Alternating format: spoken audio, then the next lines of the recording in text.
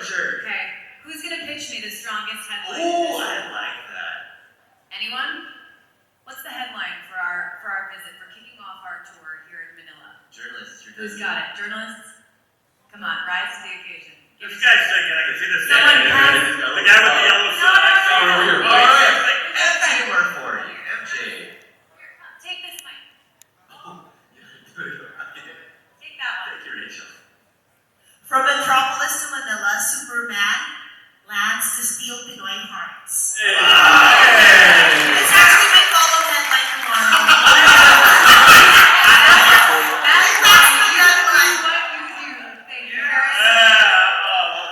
I love how that worked out. It's a teaser for your thing tomorrow.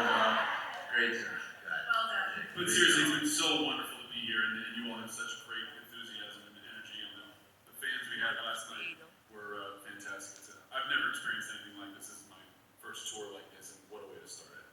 Yeah, and I was telling David, I was like, because he said that backstage, and I was like, you should definitely come back. They should come back. 2 days is too short. Maybe they will come back with the couples and love to you. Bring all the love to you.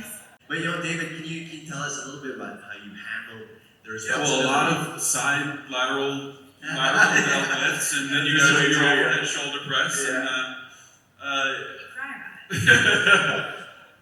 Well, so I started at the gym. The gym was the first place I started because soon after we had this conversation, the actors went on strike.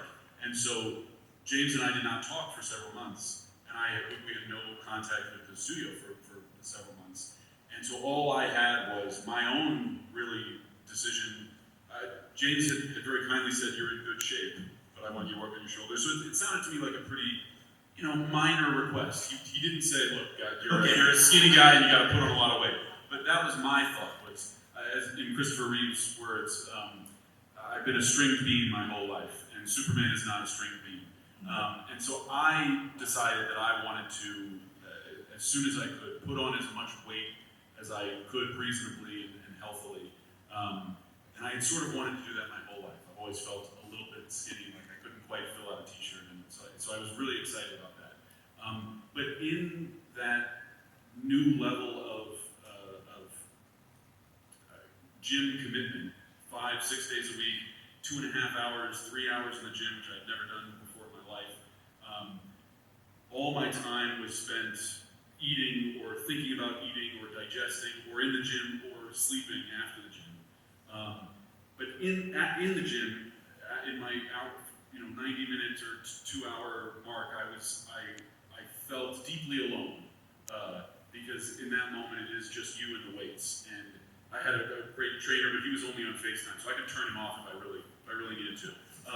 But ultimately, when you take on a physical transformation like that, it's just you against your own mind, and whether you're going to get that extra rep in, or do that extra set, or stay those extra 20 minutes to do your shoulders at the end of a long push day. In that moment, you feel very alone, even while you're at the gym with other people. And so that was the first moment that I felt like I tapped into a central thing about Superman, which is that he struggles with feeling lonely and feeling isolated and alienated from the people he loves the most and the people he wants to be closest to. Lois and his colleagues at the Daily Planet and his adopted parents and his birth parents, and ultimately humanity. He wants desperately to be a part of them and be connected to them, and he knows and feels that he ultimately isn't quite like them and fears that he isn't connected to them. And that, I thought, what a universal human experience to be surrounded by people and to feel lonely. So that was my first way into the character. And since this is not an origin story, was it challenging for you to portray that? We're like 3 years into his journey as Superman yet? Was it more challenging for you than it was an origin story? No, it made it easier because it's not that the origin story isn't important in the film. In fact, it's a big part of the film. It's just that we didn't have to see it play out. In the same way that you don't have to see, when you start with a character that means something in the public consciousness, you don't have to explain that they were born at this time in this place and they, Oppenheimer was born. Yeah, exactly. Hey, we know his origin. So the origin story plays a central role in the character's development and his crisis in this film. But it's much more fun to just jump into the middle where you're getting your ass kicked and you got to get back to the fight. That's a really straightforward and easy thing to play as an actor. And then the next thing that happens is, breaks into his girlfriend's apartment, and then that's like, that's another great. It's a thing happening right now, and the stakes are about this moment and what's happening between us, and does she like me, or does she hate me, or is she going to let me off the hook or not? And as an actor, that is so much easier to play than, well, this moment's important because it's going to be important in 20 years when he finally becomes Superman. So I was very grateful to James for being willing to take that leap.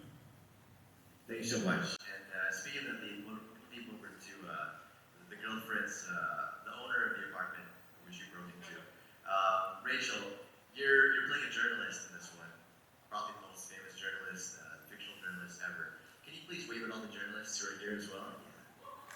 They love you. For your work. Now it is 2025, so how do you modernize Lois Lane in a world where the definition of journalist evolves rapidly? I've said it before, but Lois is one of the characters that's evolved the most in the history of these comics. The way she looks has evolved. The sort of primary lens on who she is has evolved. Sometimes it's more about her relationship with Superman, sometimes it's heavier on her role as a journalist. And, we talked a lot, and I think one of the first questions I asked James before the audition maybe was, where does she fit into the canon of this character that is so familiar to so many of us and probably to so many of you? And you really talked about the importance of her journalism. But also, James laid this beautiful roadmap in that I was really attracted to this version of the character because it feels equally weighted. You have a superhero who has superpowers, and you have this character who's a superhero in her own right. She's an everyday superhero. And just like Superman, she's not knocked off balance very easily.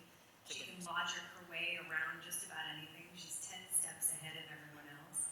And then along comes this thing that she couldn't have seen coming, that she can't logic her way out of, and it totally knocks her off her feet. And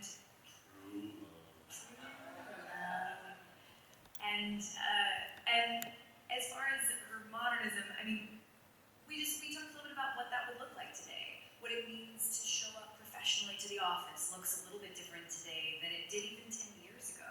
And so we talked about what she would look like as somebody who's always going to chase a story to the ends of the earth, who puts work at the moment we need her, kind of first and foremost in her life. What does her apartment look like? What does she look like? How does she express herself through her clothes? And that meant a lot of flat shoes. Was that a relief, the flat shoes? Oh my Yeah, God, For you me, have. I was worried that she was going to be as tall as me. Sure. David insisted on it, actually. I remember there was a pair of boots that had a heel about this high. And David was like, I don't like the boots, I'm not feeling the boots. And I ended up in shoes that had absolutely no heel at all. And I spent the entire movie, quite literally, looking up David's nose. Hence the hashtag look up. Yes, That's exactly. what That's where it came from. Gotcha. Now, all right. So as a journalist, imagine you're Lois Lane right now. Okay, you need to write a Put me headline. in, coach. If you were to write a headline about your visit here in Manila, what would that headline be? She's observing the room. Observing the room. See, this is why I don't play one of these. I'm gonna wait. Can I ask? Like asking me to fly across the Yeah, room. yeah. Sure.